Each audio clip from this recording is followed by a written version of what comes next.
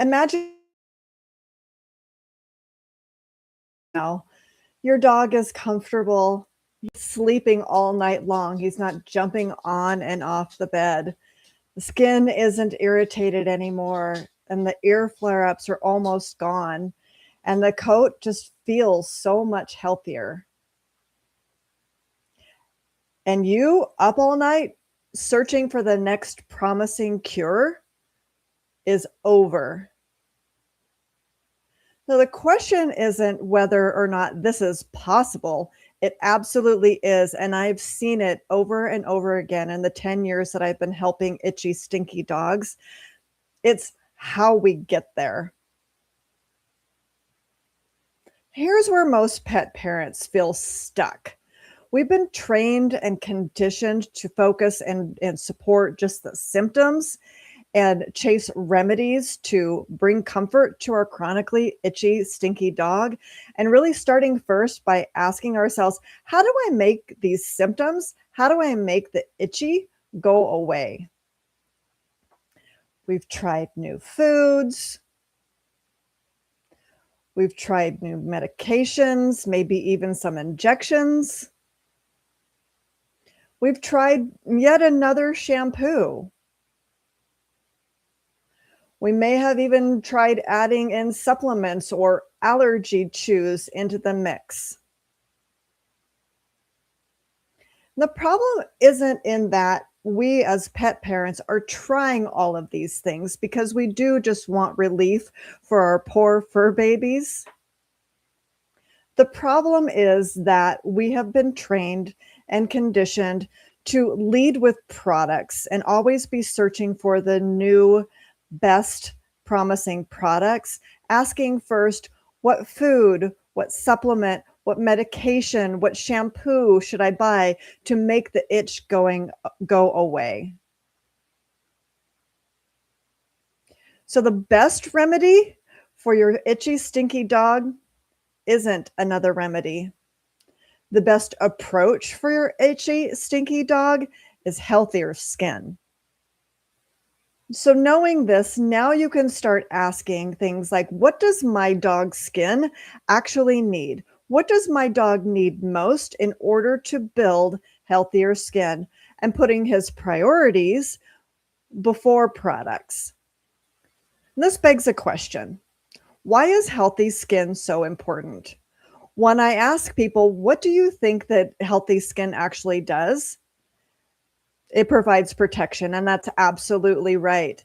But the skin serves a lot of other vital functions for your dog's body as well. It's true. The skin is the first line of defense, and it's a strong barrier between the outside world and your dog. But it's also a barrier between the inside world of your dog and your dog. The skin is also your dog's body's one of their primary detox pathways. And their skin is a dynamic organ. It's constantly repairing itself and it fully replenishes every 22 days. So let's talk about how to build healthier skin. Every itchy dog has a story. And I'm about to give you a framework to help us understand that full story and not just one page of that story.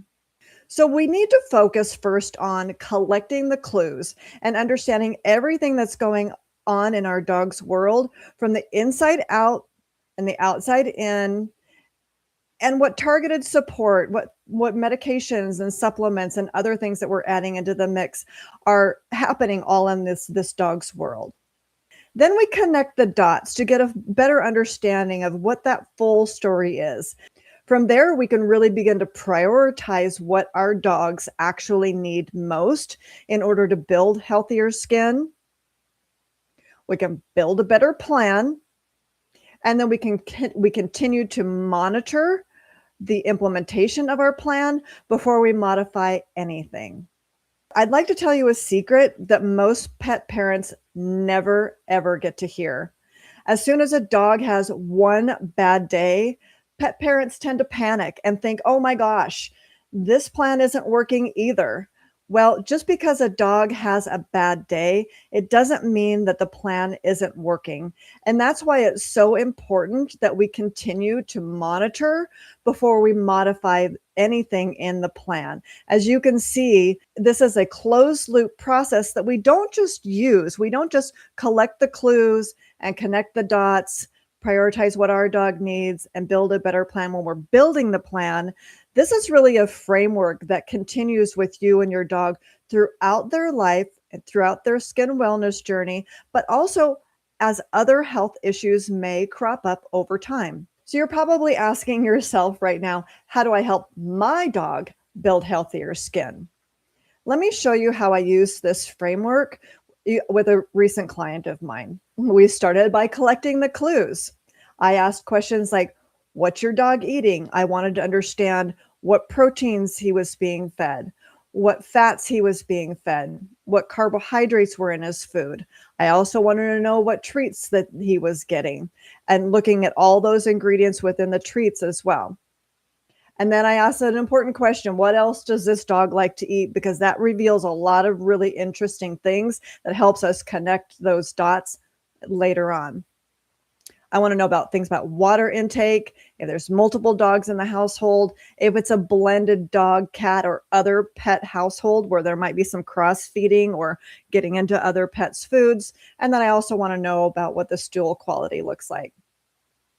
From an outside in skincare perspective, I want to get a full inventory of all the symptoms that you're seeing in your dog, and then what's happening at the same time, what happens separately, what's the frequency, duration, and severity of all those symptoms. I want to know things like, what's the bathing routine like? What shampoo are you currently using? What shampoos have you tried in the past? What topicals, sprays, ointments, lotions have been used? And then finally, I like to also know things like, what are you using for your laundry detergent and your household cleaning? Because those will be things that your dog's body is exposed to all the time. And then what are the toys made from? From a targeted support perspective, I like to take a look at I ask questions like, what supplements have you tried? What functions are those supplements aligned with? What are you trying to solve for? What medications are you tried? Is Apoquel or is Cytopoint in the picture anywhere? Has it been used? Are you trying to rely less and less on that? I also want to know what's worked, and if so, for how long. Then we started connecting the dots. And what I saw were that there were some confirmed protein allergies that were being fed on a daily basis. And there were ingredient allergies that, such as glucosamine in a chew that she was receiving. I also saw that she was being exposed to other common food allergies, such as beef, and that there were significant nutrient gaps in her diet, including things like omega-3 fatty acids, key vitamins, minerals, antioxidants, and microbiome support that was really missing from her diet. And these are all things that your dog's body needs and maintain healthy skin. And I also saw that there was some pretty significant overexposure to omega-6 fatty acids. And you really need the omega-3 and the omega-6 to be in balance. So you're balancing that inflammatory fat with the anti-inflammatory fat. From an outside skincare perspective, I noticed that their bathing routine and their hygiene routine for this dog was excellent. But I noticed that the bathing and the shampoo that they were using was really only giving the dog comfort for about a week after the bathing.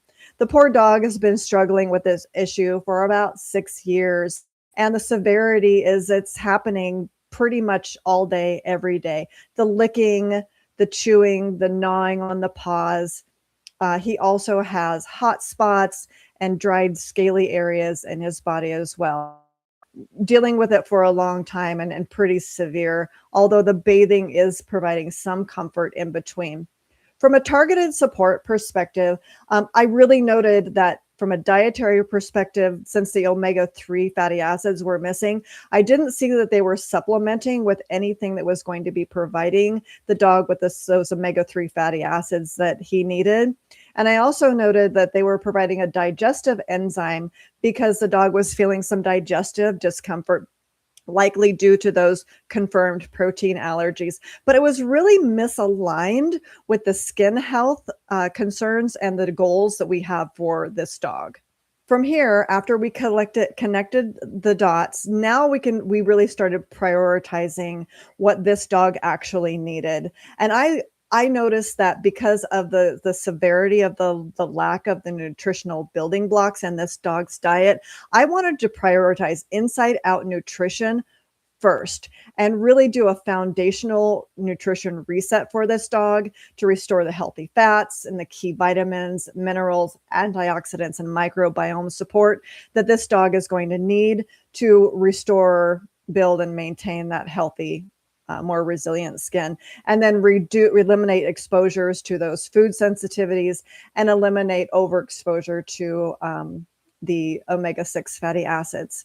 The second highest priority for this dog that I identified was that because those healthy fats, omega-3 fats, were missing from her diet, not just at mealtime, I wanted to make sure that we are also supplementing with marine sourced omega-3 fatty acids to bring that omega-3 back into her diet and be able to bring that omega-6 inflammation and be able to regulate that inflammation better for her.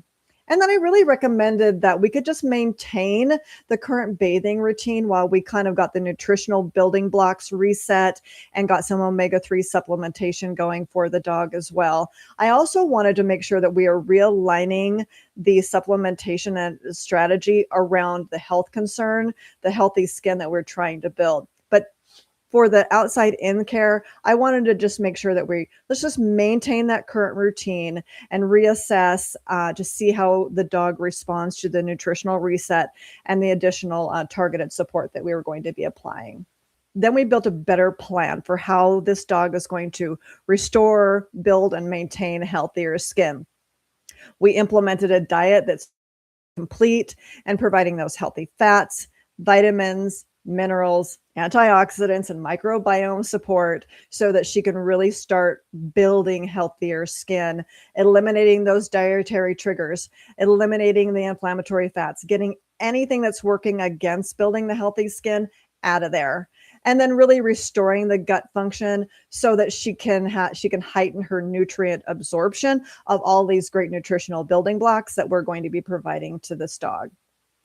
Priority number 2, replacing that digestive enzyme with a natural probiotic and digestive enzyme, and then discontinuing that glucosamine chew. Again, getting those known triggers out of there, introducing therapeutic marine-sourced omega-3 fatty acids to get that anti-inflammatory burden going for her. And then reassessing in 90 days to see how she's responding to priority 1 and priority 2 before we really look at changing anything that's going on from the outside in skincare perspective. Maybe she's got less itching and less paw gnawing, but she's still got those hot spots. This might be a good opportunity for us to say at that 90-day mark, well, let's take a look at micro bubble hydrotherapy bathing techniques to really get those debris and those toxins from past immune events out of there. But the first objective is to just really do that nutritional foundation reset and get the inflammation burden supported. So I'd like to think back now to where we started. Imagine 6 months from now, you're no longer up all night. You're no longer exhausted, and your endless search for how to support my itchy, stinky dog is over. Your dog's more comfortable. He's sleeping through the night. He has fewer ear flare-ups, and the itching is almost gone, and the coat feels really, really great. And now you're just confidently helping your dog build healthier, more resilient skin on an ongoing basis. I hope today helped you see that healthy skin is your itchy, stinky dog's best natural defense, and that healthy skin is more resilient and harder to make itch. So now you can stop asking things like, how do I make the itch go away? And now you can start asking things like, what does my dog need most in order to build healthier skin so that you can build a better plan and see better outcomes for your dog?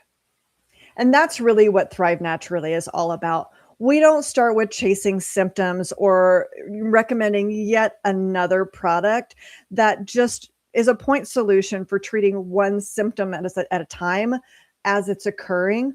We're really about helping pet parents find out what your dog needs most so that we can prioritize around what your dog needs the most to build healthier skin. And then you can, when you know what your dog needs, then you can stop guessing and then you can start making progress. So, if today helped you think a little differently about how you support your itchy, stinky dog's skin, let's figure out what your dog needs most. Request a clarity call with me. Shoot me an email with the subject line request a clarity call. We'll hop on the phone really quick, talk a little bit about what's going on with your dog, and identify what some of the next best steps might be for you. And I hope you'll join us next Wednesday at 11 a.m. Pacific for What If the Best Approach for Your Itchy, Stinky Dog is Something You're Already Doing. Just hit subscribe to get notified.